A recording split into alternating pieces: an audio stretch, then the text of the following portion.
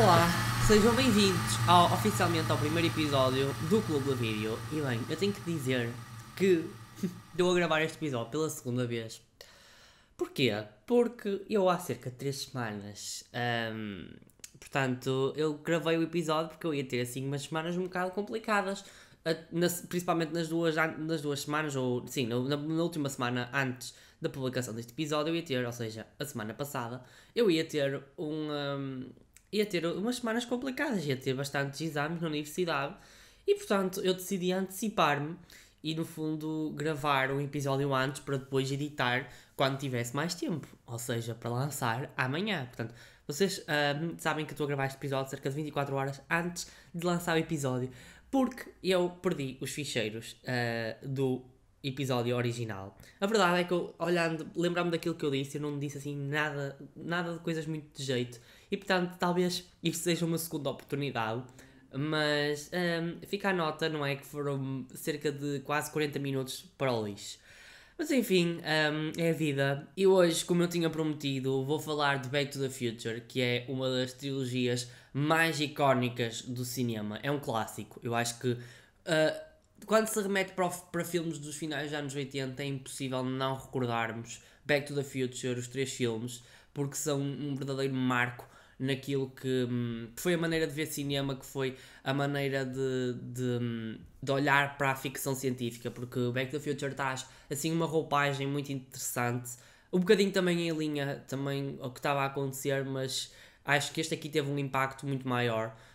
Mas sim, um bocadinho em linha que é as coisas mais fantásticas e mais de ficção científica estavam assim numa linha mais cómica, e Back to the Future seguiu um bocadinho essa ideia com particularidades muito próprias que tornam esta saga uma das mais icónicas do cinema. Eu queria dizer como é que eu conheci este filme, porque é muito interessante. Também porque eu acho que muita gente que tem a minha idade também deve ter travado assim conhecimento com o Back to the Future. Pronto, tenho que admitir que eu sou a geração que a minha pré-adolescência foi vivida foi vivida no YouTube. É verdade, sim, assim naquela altura dos meus 12, 13 anos, 11 anos, por aí, eu via muito YouTube. E nessa altura estavam-se a comemorar, pronto, em 2015, 2014, eu tinha cerca de 12, 13 anos, e nessa altura estava-se a comemorar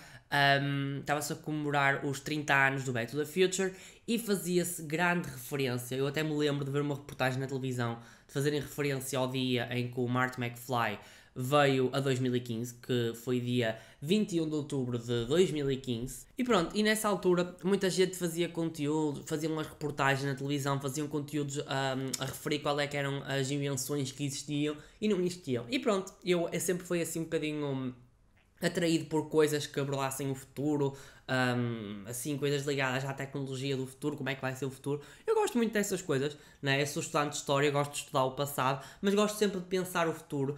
Portanto, assim, a questão do tempo anda sempre aqui comigo.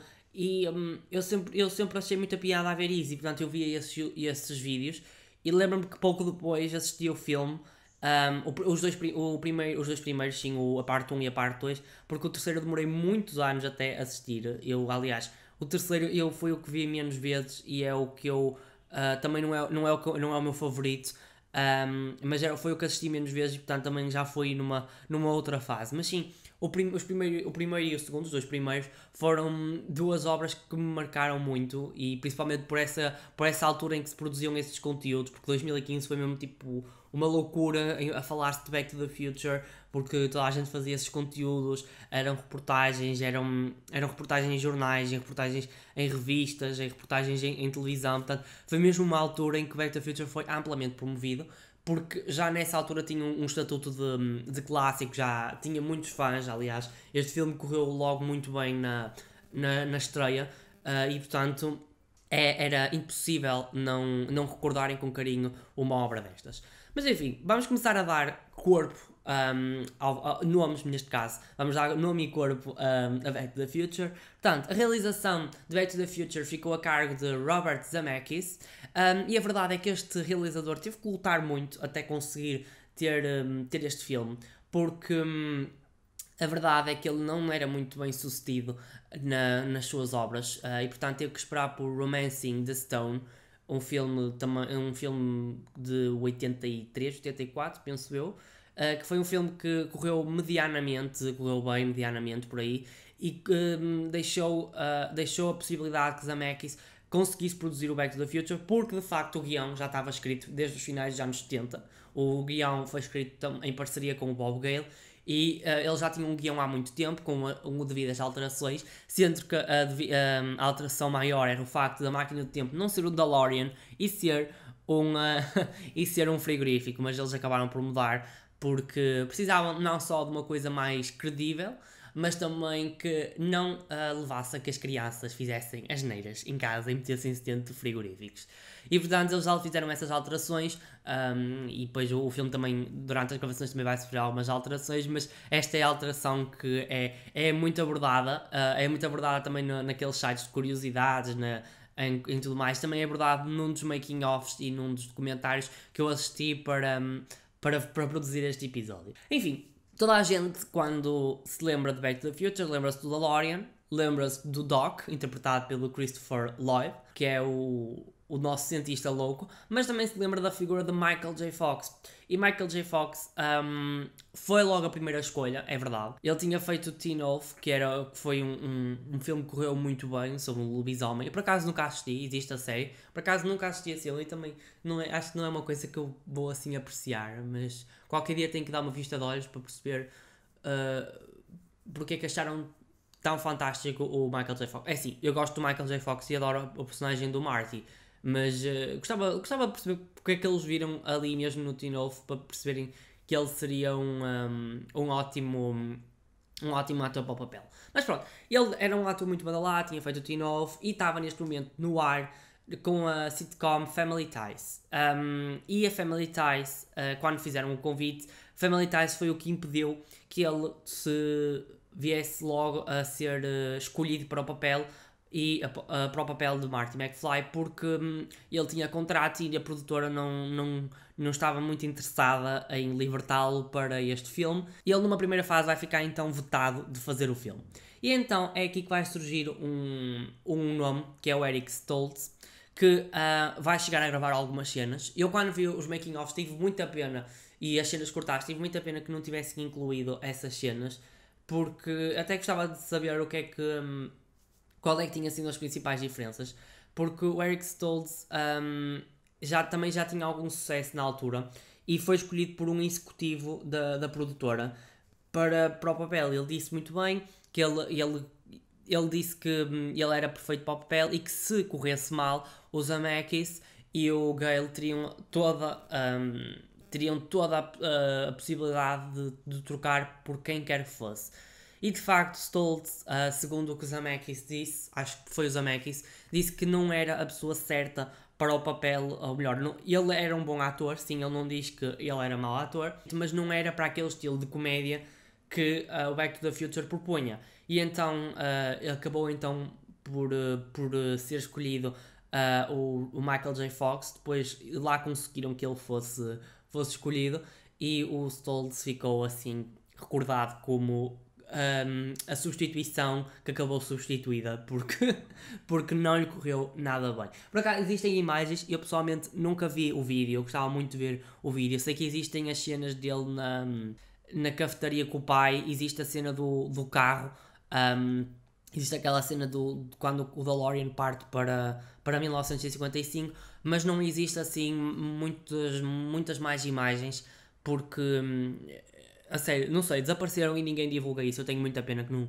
divulgassem, porque era uma coisa que eu gostava mesmo de assistir. Como eu já tinha dito, a minha parte favorita é a parte 2, porque é assim, eu gosto muito da questão do ligado ao futuro, como eu já citei, aquele lado mais expansivo, que dá mais largas à imaginação, mas também sinto que a história do segundo é muito mais desenvolvida, é muito mais complexa do que a primeira. Portanto, para recordar um bocadinho a primeira, temos basicamente o Marty McFly, o personagem de Michael J. Fox, que é um adolescente falhado, digamos. Ele é odiado pelo diretor, a família é extremamente disfuncional, a mãe, a Lorraine, que é interpretada pela atriz Leah Thompson, é uma pessoa que tem problemas com o álcool.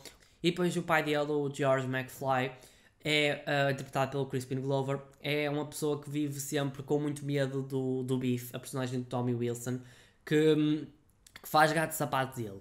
E então, certo dia, a vida do Marty vai mudar, porque ele era amigo do Doc, e o Doc era assim uma pessoa que criava coisas, e então, certo dia, ele mostra-lhe o DeLorean com a versão máquina do tempo, e o Marty, depois do Doc levar os tiros por parte dos terroristas que criam o plutónio, o Marty vai viajar para 1955, sem querer, porque o Doc escolheu esse dia, porque ele não, o Martin vai trocar, porque nesse dia 5 de outubro, era o dia em que ele descobriu uma invenção muito importante para o DeLorean. Portanto, ele vai então acabar por viajar para 1955 e vai se intrometer na relação do pai e da mãe, e portanto ele vai ter que fazer tudo para conquistar, para que George McFly conquiste a Lorraine. E no fundo que não ponha em causa a sua existência e a existência dos irmãos. Neste primeiro filme, os grandes protagonistas são o George McFly e a Lorraine.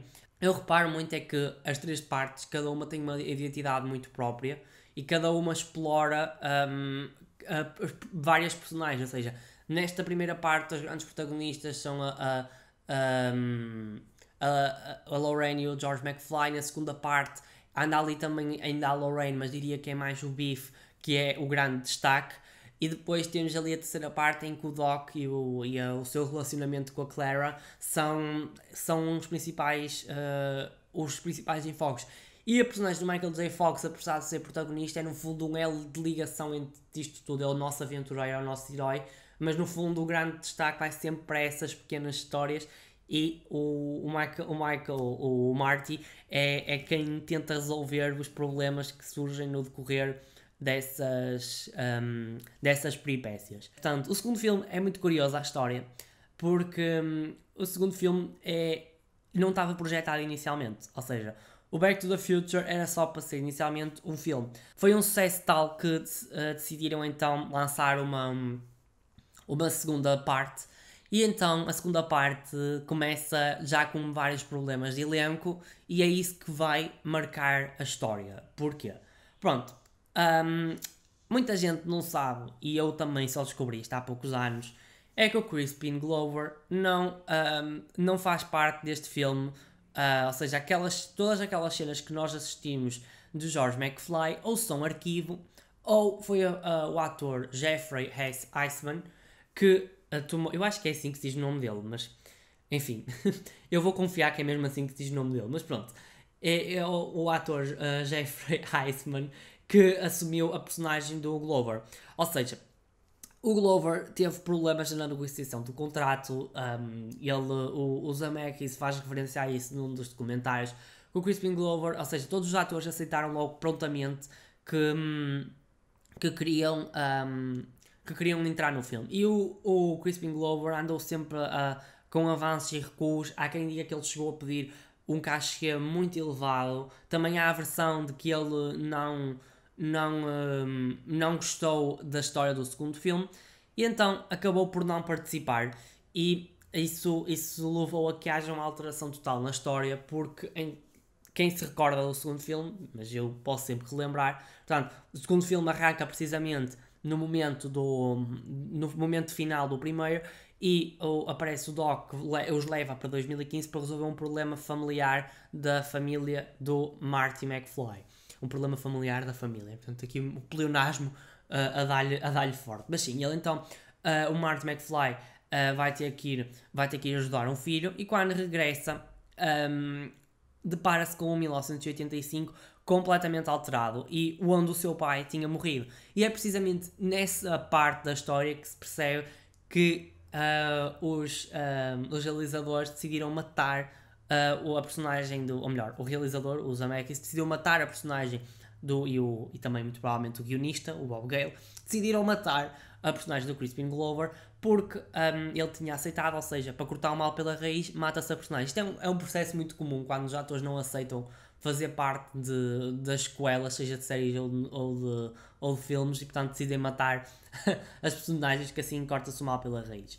Mas no entanto, a personagem do George continua a aparecer, porque vai aparecer no 1955 desta segunda parte em que o Marty vai ter que resolver alguns problemas, e então essas imagens são imagens de arquivo, ou seja, a imagem em que o Marty vê ele a dar um soco no Biff para salvar a mãe.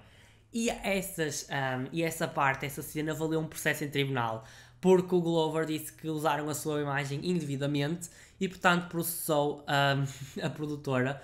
E eu penso mesmo que tiveram que pagar, porque os direitos de imagem na América e também no Brasil são muito mais evoluídos que aqui em Portugal, e portanto tiveram mesmo que pagar. Portanto, o Glover foi aqui uma mancha no Back to the Future, e que conduziu a história a um caminho totalmente diferente. Eu pessoalmente não critico, porque acho que a segunda parte tem uma identidade muito própria, é uma história muito mais complexa, muito mais interessante, mas que fica marcada por isso. No entanto, nesta segunda parte também há outra substituição, e que muita gente também passou despercebida, mas esta aqui eu já sabia há mais anos, que foi a personagem, inicialmente a Jennifer, que é a namorada do Marty McFly, era interpretada pela atriz Claudia Wells. Só que a Claudia Wells teve problemas familiares, eu já li que teve uma depressão, problemas familiares e pessoais, e já li que ela tinha tido uma depressão, já li que a mãe dela tinha tido um cancro da mama, e sim, mas o que é certo é que ela saiu do filme e foi substituída pela Elizabeth Shue, e temos que dizer que a substituição foi muito bem feita, porque ninguém reparou da mudança da personagem. Também a verdade é que ela também, no primeiro filme tem 3 falas, no segundo tem 6 e no último tem tipo uma. Portanto, também só aparece. Portanto, ela faz assim um bocadinho de figuração de luz. Mas a verdade é que o Zemeckis pega muito neste ponto para dizer que a segunda parte não estava inicialmente projetada. Porque se a segunda parte estivesse projetada, o que ele disse é que não teria colocado a Jennifer no DeLorean para 2015. Porque isso ia trazer muitos problemas, podia trazer muitos problemas, e que aquele final teria sido apenas só com a personagem do Michael J. Fox e do Lloyd. E entende-se porquê, porque assim eles seriam sempre os protagonistas da saga, e se não aceitassem também não iria haver segundo filme. No caso da personagem da Jennifer, a personagem da Claudia Wells, e depois mais tarde da Shue, se não aceitasse, o filme poderia continuar a ser viável. Mas pronto, o que ele disse é que não teria colocado esta personagem, e assim tinha terminado o filme com apenas os dois a irem para 1985, para 2015, na verdade, e o final teria sido mais chato. Ele diz que este final de levarem as 3 personagens foi no fundo uma piada entre os roteiristas e foi uma piada de bastidores. Portanto, dizem que aquilo não foi um final um bocadinho para gozar com alguém. Eu por acaso não percebi muito bem essa história, mas enfim, ele diz que o final era para ficar assim, e que a segunda parte só foi mais tarde pensada, e entende-se porquê, porque Back to the Future foi logo um sucesso de bilheteiras logo no primeiro filme. Então, se a segunda parte não foi projetada, a terceira foi gravada na mesma altura em que se gravou a segunda parte, ou seja, quase no final da gravações da segunda parte começaram a gravar a terceira parte, que foi lançada depois em 1990, logo um ano depois da segunda, e esta parte aqui é mais à volta da personagem do Doc, como já tinha referenciado, e da sua relação com a Clara, a personagem da Mary Steenburgen.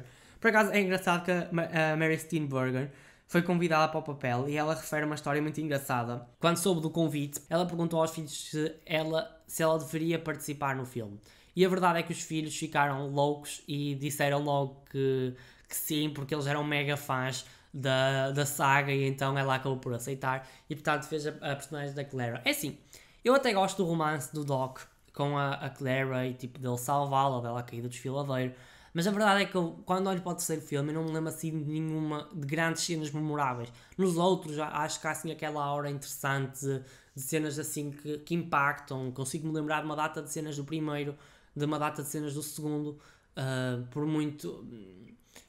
sim, também eu já assisti mais vezes o primeiro e o segundo, mas No terceiro eu lembro-me tipo 2 cenas e pouco mais. É tipo a cena do comboio, de ele tentar, logo tenta que o DeLorean consiga atingir a velocidade que precisa, os 140, os 100 km a hora. E depois lembro-me da cena do Marty a guardar o carro para debaixo daquela pedra enquanto estão a aparecer os indígenas a correr a cavalo. Mas de fora isso é o que eu digo, acho que o terceiro filme é muito parado, tem sempre a imagem de que é um filme muito parado, não acontece assim muita coisa. Talvez seja aquela vibe de Faroeste que torna o filme assim mais uma coisa mais lenta na narrativa e assim mais não tão rápida e não tão contemporânea como nas outras. Talvez esta imagem mais para lá tenha a ver também um bocadinho com a época que escolheram. Pronto, os anos 50 foram assim anos em que já foram momentos assim de grande alegria, estávamos a viver os 30 anos gloriosos na América e em parte da Europa, portanto era uma altura em que as pessoas gostavam muito de exprimir a sua alegria, até tínhamos passado uma guerra mundial. Os anos 80 são os anos conhecidos pela euforia também, os anos da alegria, os anos também do momento mais colorido, mais rápido, e também um desenvolvimento de um tempo mais mecanizado também, portanto é um reflexo disso. Talvez os anos o século XIX talvez seja que é onde se passa o terceiro filme, em 1885, talvez sejam anos assim mais recatados, o mundo ainda não tinha tido aquela viragem que depois acontece no mundo moderno, ainda era um mundo muito formal. Talvez os criadores tenham usado estas questões culturais de cada período para transmitir no filme. Eu não sei se esse foi realmente o mesmo objetivo, mas se quisermos desconstruir assim o filme, talvez possa ser isso, e é por isso que talvez o terceiro filme seja assim o mais parado e não tenha assim os momentos de ação e os momentos de rapidez que tenham os outros filmes. É assim, uma coisa que eu acho muito interessante em Back to the Future é que o próprio espaço e os próprios objetos acompanham a narrativa da história. Se nós olharmos para o cenário, a praça da cidade de onde se passa o filme, reparamos que o espaço vai sempre evoluindo, ou seja, temos a praça de 1985, a primeira versão, depois temos a praça de 1985 da versão em que o Biff é o dono disto tudo, e por fim temos a praça em construção em 1885. Portanto, é muito engraçado como o cenário acompanha cada tempo, portanto isso é um fator muito interessante, é ver a evolução. E uma curiosidade sobre o cenário é que a primeira parte a ser gravada foi a parte de 1955, no primeiro filme. Porquê? Porque eles depois queriam dar um aspecto mais degradante na parte de 1985 e, portanto, como em 1955 era tudo muito ordenado, muito bonitinho, muito novo, eles decidiram gravar essa parte para depois destruir. Não fazia sentido destruir primeiro para depois reconstruir, porque isso também traria mais custos no orçamento. Mas a verdade é que o cenário é uma coisa muito, muito bem trabalhada em Back to the Future e que nos ajuda também a identificar-nos e entrarmos melhor naquele universo, porque eu por acaso uma coisa que eu gosto sempre de reparar é ver como é que eram os edifícios, por exemplo no filme do século XIX, sim, que se passa no século XIX, é muito interessante ver a construção da torre. A torre é quase um monumento, não é? A torre é o que dá aso ao plot ou melhor, é o que dá asa à solução que o Doc arranja para salvar o Marty McFly e fazê-lo regressar à sua década original. E é muito engraçado como a torre funciona sempre ali como um elemento-chave, um elemento de identificação daquela praça. Mas sim, o DeLorean também é um carro que acompanha estas mudanças que vão ocorrendo no filme, as diferentes épocas. Portanto, temos em 1950, temos a primeira versão, que é a versão de 1985, que é a versão de plutónio, portanto, a versão nuclear a versão nuclear e tóxica do DeLorean. Depois, para regressar a 1985, temos a versão do relâmpago. Depois vamos ter a versão com os resíduos orgânicos. E por fim vamos ter a versão em que ele é empurrado por um comboio. E depois temos a versão destruída, que já é no fim. Portanto, é muito interessante como conseguiram usar estes pequenos elementos para para evoluir no próprio filme, que é o reflexo de cada época. Eu acho que é um trabalho muito interessante. É olhando para estas dimensões todas, da questão do espaço, da questão da história, da questão dos objetos a evoluírem a cada época, a cada nova versão. É que eu reparo como o Back to the Future é um dos filmes mais complexos que eu conheço. Não digo complexo no sentido de ser difícil de entender, muito pelo contrário. Eu acho que a comédia de Back to the Future aligeira tudo da história, aligeira todas as dimensões que a história tem, porque a história tem muitos arcos narrativos, tem muitas personagens a fazer, tem muitos atores a fazer de várias personagens. Por exemplo, só a personagem do Michael J. Fox faz a personagem do Marty McFly, o Marty McFly Jr., a Marlene McFly, depois também faz o bisavô dele, que eu agora não me recordo o nome, e depois temos o caso da Leah Thompson, que faz a Lorraine, a Maggie, que é a bisavó do Marty McFly de 1985. Por acaso é muito interessante como ela faz se nós olharmos para isto, mete muita piada, porque assim, os filhos ainda meio que passa, porque os filhos nós sabemos que pronto, podem ser parecidos com o pai, mas depois se nós olharmos para a personagem da Leah Thompson a fazer de bisavó do Marty McFly e está casada com o Michael J. Fox, não faz sentido nenhum, porque okay, se nós pegarmos nestes pequenos pontos, obviamente que o filme tem muitos pequenos problemas, mas nós ignorarmos, obviamente, que isto tudo passa, não é? Tipo, não são coisas que perturbem a história. E é verdade, eu nunca encontrei assim nenhum furo no roteiro enorme. A verdade é que eu também, é assim, eu acho que em filmes é mais difícil. Quando, por exemplo, acompanho uma série, é mais fácil para mim porque é um período temporal maior. Mas em filmes é um bocadinho diferente e eu por acaso nunca encontrei, é verdade. Ou seja, por isso que eu digo mesmo que é um filme complexo. Ou seja, temos estas particularidades, estes problemas que não afetam propriamente a qualidade do filme, mas torna tudo muito confuso. Mas é um filme complexo e fácil, é muito bem assistido, porque é muito cómico, é muito carismático, tem histórias que, apesar de terem muitas dimensões, são fáceis de entender, e é por isso que eu acho que Back to the Future se torna um filme muito, muito bom para assistir e que toda a gente gosta, e que eu acho que quem o assiste torna-se logo rapidamente fã, porque epá, é mesmo uma coisa de boa qualidade. Bem, assim, algumas notas finais que eu tenho que fazer sobre Back to the Future e que tenho que elogiar é a questão da caracterização, especialmente naquela cena em que o Michael J. Fox faz 500 personagens no segundo filme, ou seja, faz da personagem de Marty McFly Jr., Marlene, portanto faz ali uma data de filhos, e essa cena por acaso é muito curiosa, porque eles dizem que gravaram aquilo em vários dias, ainda não havia assim uma edição digital amplamente desenvolvida, ou seja, não havia aquilo que nós hoje conhecemos como green screen, não havia assim nada, e portanto essa cena onde o Michael J. Fox interpreta muitos personagens, eles tiveram que gravar. Eu adorei saber mesmo isto, porque isto é mesmo muito engraçado, porque eles tiveram que gravar essa cena em vários dias, porque tinham que fazer vários planos das diferentes personagens, e ou seja, nessa altura ninguém podia mexer naquele cenário, porque se mexessem naquele cenário destruíam tudo e teriam que gravar tudo outra vez. E nessa altura ocorreu um pequeno sismo perto dos estúdios e, portanto, eles estavam com medo de ter que regravar tudo, porque eles já tinham tido uma data de dias. Aquilo eram muitas horas de caracterização, especialmente para fazer a Marlene, em que o Michael J. Fox teve que meter uma peruca, teve que meter algumas borrachas para fazer o nariz, para fazer as bochechas, portanto, ou seja, iam horas e horas de trabalho para o lixo, e então felizmente não aconteceu nada e essa cena foi gravada, digamos, à primeira em vários dias.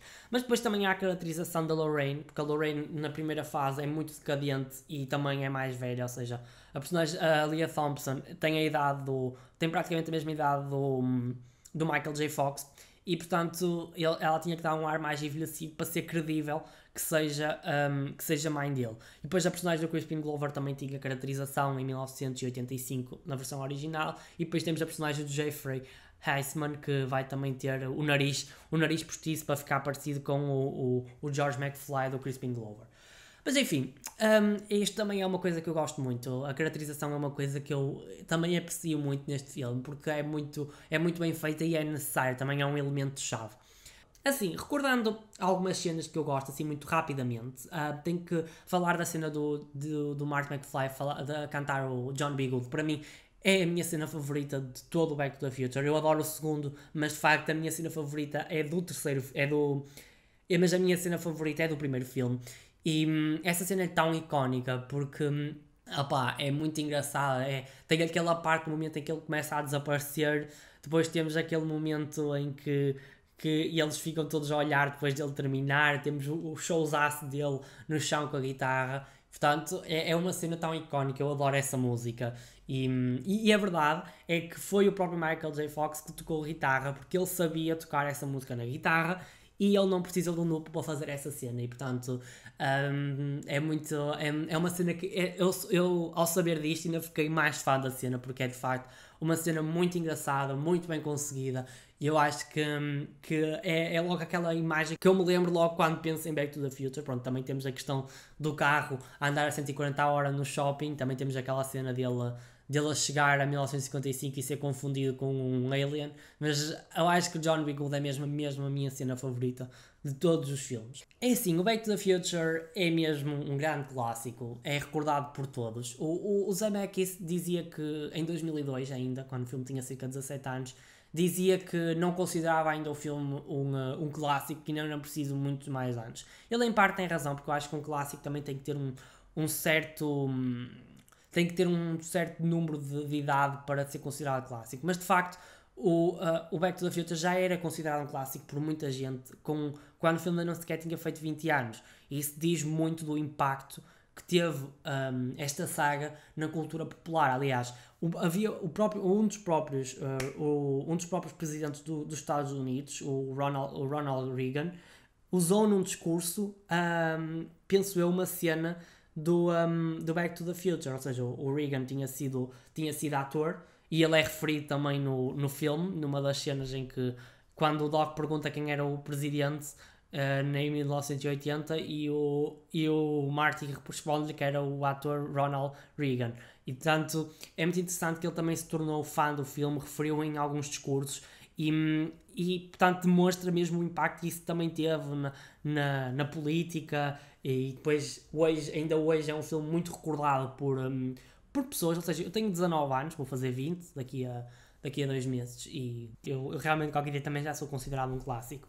Mas enfim, então, sim, mas pronto, o Back to the Future ainda tem um impacto na cultura popular. Ou seja, vou fazer 20 anos e eu já apanhei o Back to the Future já com alguma idade, já não é um filme, digamos, do meu tempo, mas eu sou muito fã. Eu conheço muita gente da minha idade que é fã do filme, adora, o filme não, dos 3 filmes, adora, compra merchandising. Ou seja, há uns tempos a Springfield vendia camisolas e eu lembro-me que eu queria uma e aquilo esgotou no instante. Ou seja, há muita gente da minha idade que gosta, que ainda acompanha, que assiste. É mesmo um filme transversal a todas as idades. Eu acho que não se fixa só naquelas idades aquelas pessoas que tinham se calhar 17 anos naquela altura e que hoje têm quase 60 anos. Ou seja, é um filme que conseguiu perpetuar-se pelo tempo, tem fãs, ainda hoje é vendido merchandising, é vendido jogos de PlayStation, de computador, de Nintendo, portanto,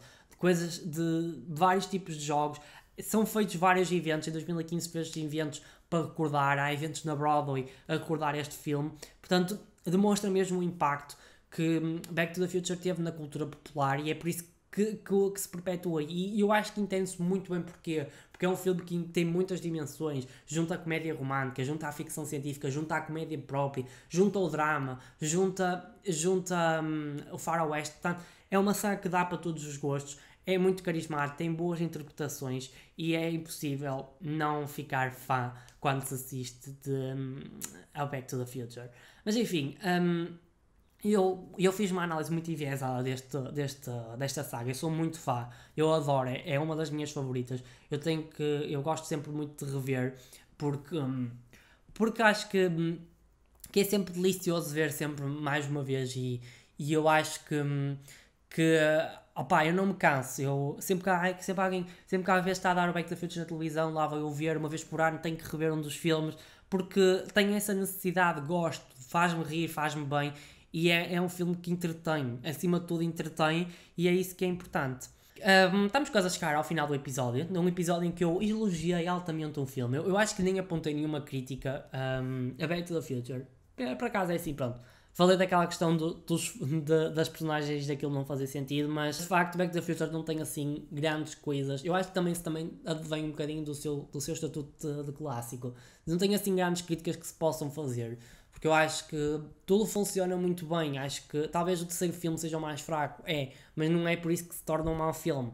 Mas enfim, eu acho que não consigo mesmo apontar assim grandes críticas. É assim, se vocês nunca assistiram, já levaram um bocadinho de spoilers neste episódio, espero que assistam mesmo o Back to the Future, porque vale muito a pena. Se já o assistiram, revejam outra vez, por amor de Deus, porque acho que, mais uma vez, não faz mal a ninguém. Estamos agora então a chegar ao final do episódio, não é? Eu já fiz assim, já disse que já estávamos a chegar ao final do episódio, mas agora estamos mesmo a chegar ao final do episódio. Resta-me só anunciar qual é o filme do próximo episódio, e será o filme Variações, um filme português de 1999. Não, é um filme de 2019, com o Sérgio Praia, que conta a história do António Variações. É um filme que eu quero muito abordar por várias dimensões, e depois vocês vão entender no episódio. Já tenho assim mais ou menos uma ideia do que é que quero falar, e vou gravá-lo em princípio ainda esta semana. Mas pronto, espero que vocês tenham gostado deste episódio. E não vos posso dizer vejo-vos na próxima semana, porque isto agora já não faz sentido. Isto é muito estranho, desde que tornei os episódios quinzenais, eu agora não posso dizer até à próxima semana, agora, e nem soa bem dizer até à próxima quinzena. Mas enfim, desejo-vos uma ótima quinzena, e vejo-vos de hoje a 2 semanas.